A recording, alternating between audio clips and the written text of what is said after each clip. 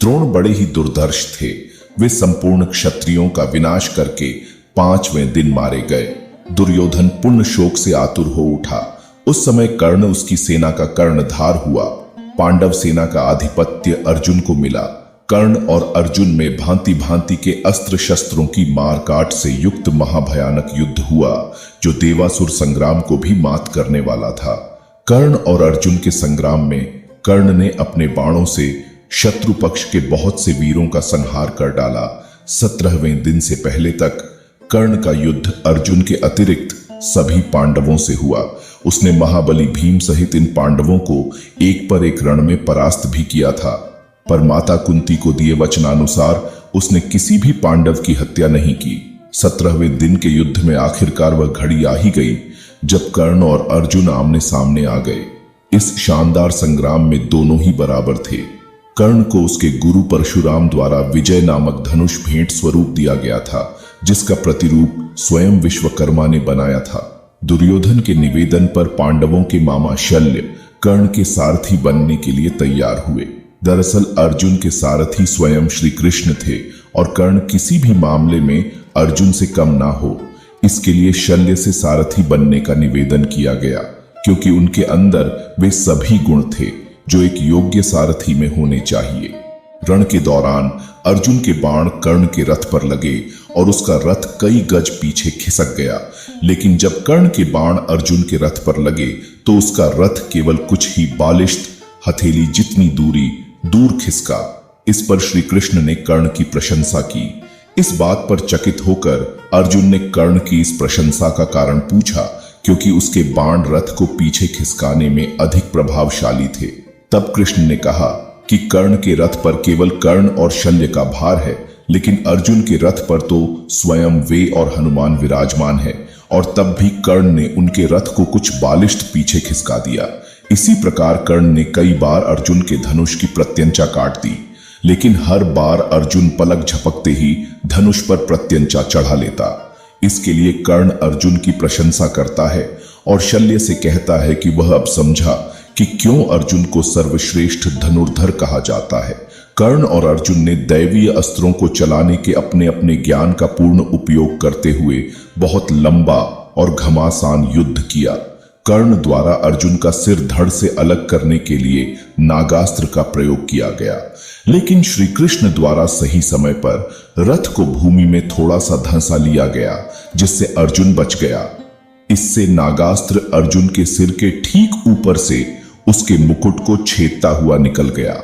नागास्त्र पर उपस्थित अश्वसेना नाग ने कर्ण से निवेदन किया कि वह उस अस्त्र का दोबारा प्रयोग करे, ताकि इस बार वह अर्जुन के शरीर को बेधता हुआ निकल जाए।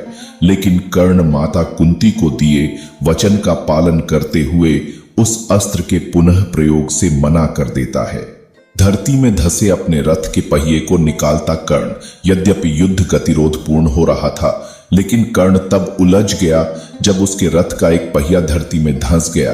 धरती माता के श्राप के कारण वह अपने को दैवीय अस्त्रों के प्रयोग में भी असमर्थ पाता है, जैसा कि उसके गुरु परशुराम का श्राप था। तब कर्ण अपने रथ के पहिए को निकालने के लिए नीचे उतरता है और अर्जुन से निवेदन करता है कि वह युद्ध के नियमों का पालन करते हुए कुछ देर के लिए उस पर बाण चलाना बंद कर दे। तब श्री कृष्ण अर्जुन से कहते हैं कि कर्ण को कोई अधिकार नहीं है कि वह अब युद्ध नियमों और धर्म की बात करे, जबकि स्वयं उसने भी अभिमन्यु वध के समय किसी भी युद्ध नियम और धर्म का पालन नहीं किया था। उन्होंने आगे कहा कि तब उसका धर्म कहाँ गया था, जब उसने दिव्य जन्मा द्रौपदी को पूरी कुरु राजसभा के समक्ष वैश्या कहा था। द्युत क्रीड़ा भवन में उसका धर्म कहाँ गया था, इसलिए अब उसे कोई अधिकार नहीं कि वह किसी धर्म या युद्ध नियम की बात करे। और उन्होंने अर्जुन से कहा कि अभी कर्ण असहाय है, ब्राह्मण का श्राप फलीभूत हुआ, इसलिए वह उसका वध करे। श्री कृष्ण कहते हैं कि यदि अर्जुन ने इस निर्णायक मोड़ पर अभी कर्ण को नहीं मारा तो संभवतः पांडव उसे कभी भी नहीं मार सकेंगे और यह युद्ध कभी भी नहीं जीता जा सकेगा। तब अर्जुन ने एक दैवीय अस्त्र का उपयोग करते हुए कर्ण का सिर धड़ से अलग कर दिया। कर्ण के शरीर के भूमि पर गिरने के बाद एक ज्योति कर्ण के शरीर से निकली और सूर्य में समाहित हो गई। तब श्री कृष्ण अर्जुन से कहते हैं कि कर्ण को कोई अधिकार नहीं है कि वह अब युद्ध नियमों और धर्म की बात करे, जबकि स्वयं उसने भी अभिमन्यु वध के समय किसी भी युद्ध नियम और धर्म का पालन नहीं किया था। उन्होंने आगे कहा कि तब उसका धर्म कहां गया था जब उसने दिव्य जन्मा द्रौपदी को पूरी कुरु राजसभा के समक्ष वैश्या कहा था। द्युत क्रीड़ा भवन में उसका धर्म कहां गया था, इसलिए अब उसे कोई अधिकार नहीं कि वह किसी धर्म या युद्ध नियम की बात करे। और उन्होंने अर्जुन से कहा कि अभी कर्ण असहाय है, ब्राह्मण का श्राप फलीभूत हुआ, इसलिए वह उसका वध करे। श्री कृष्ण कहते हैं कि यदि अर्जुन ने इस निर्णायक मोड़ पर अभी कर्ण को नहीं मारा तो संभवतः पांडव उसे कभी भी नहीं मार सकेंगे और यह युद्ध कभी भी नहीं जीता जा सकेगा।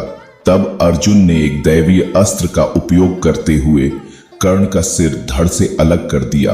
कर्ण के शरीर के भूमि पर गिरने के बाद एक ज्योति कर्ण के शरीर से निकली और सूर्य में समाहित हो गई। तदनंतर राजा शल्य कौरव सेना के सेनापति हुए, किंतु वे युद्ध में आधे दिन तक ही टिक सके। दोपहर होते होते राजा युधिष्ठिर ने उन्हें मार दिया।